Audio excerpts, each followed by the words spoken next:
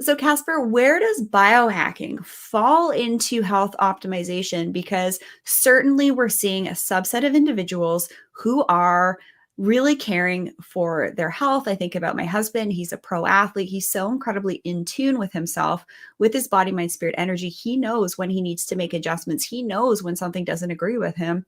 But some of us, like you and I, we want to see more of the metrics. So, tell us about what you're seeing in the population right now of individuals who are actually taking control and charge of their own health and wellness and how their aging process is different.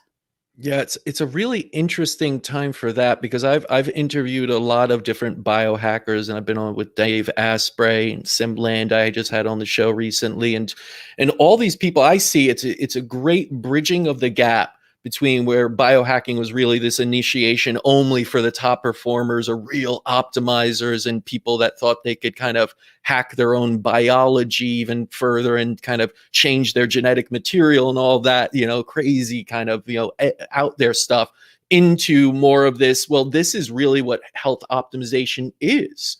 It is kind of hacking your biology to be your best. And this is what medicine is. It's reversing that kind of what was detrimental to get you back into optimize. So the end goal of medicine, biohacking, and all of this is to be the best version of you health wise. And health is body, mind, spirits, all of that. So, where it's going now and the options and tools you have available to kind of track this stuff. Because like you said, it's one thing to be very in tune with yourself and have that intuition. And I feel many of us have lost that. And we aren't living as one with nature. And you really felt, then you could tell, oh, I feel something coming on. I know what I should take. I should take this ginseng and everything else. And, no, we just kind of work through everything. We're so busy, so stressed that we don't even know what's good for us sometimes.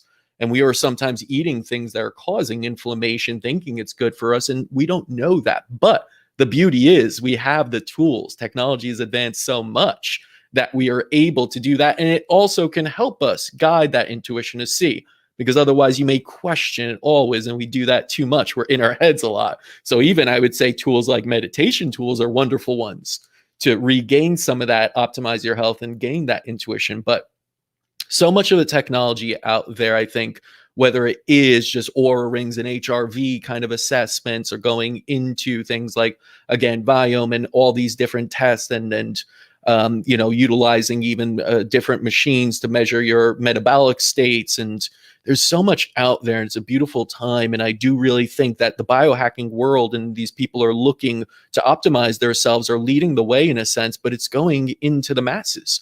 And that's wonderful because that gives people power to find out how to optimize their health.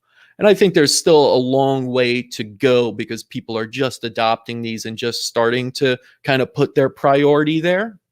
And oftentimes, I will say, it's a lot to take in because there's so many different things out there. What do you do? But that's where I do find experts are good at this. People that have experienced it, help not just themselves, but others, are very good people to listen to. So you could cut through some of that, overwhelm of what are the options.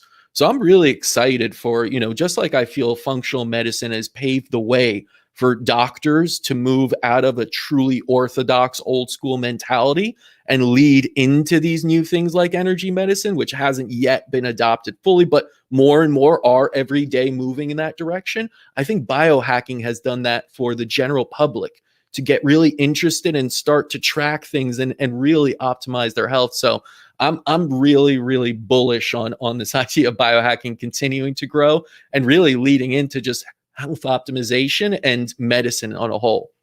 I'm quite fortunate that I have a very forward-thinking GP, my doctor.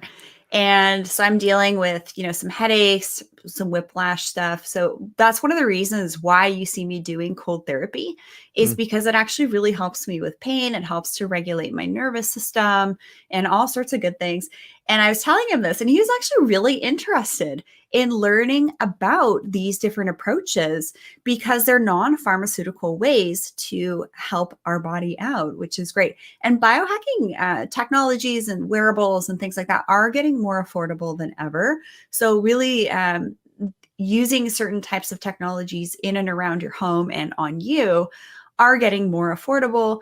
And they're also getting just better with less EMF that's kicked off and things like that. And I will say that biohacking as a whole has moved away also from technology more towards things like earthing, like Yes. understanding kind of structured water without just the technology even in it, and understanding quality of water matters. You know, drinking out of glass versus drinking, just plastic bottles with BPAs and obesogens in them. That's something that biohacking has addressed. So there are many free ways you could biohack yourself also, and just breathing techniques and nose breathing and closing your mouth, things like that, that are really kind of going mainstream in the biohacking world, that are really just mainstream for health optimization. So that's pretty cool also. That's not a reliance on technology alone. It's there, absolutely, but you could take steps right now, hundreds of them, that are completely free.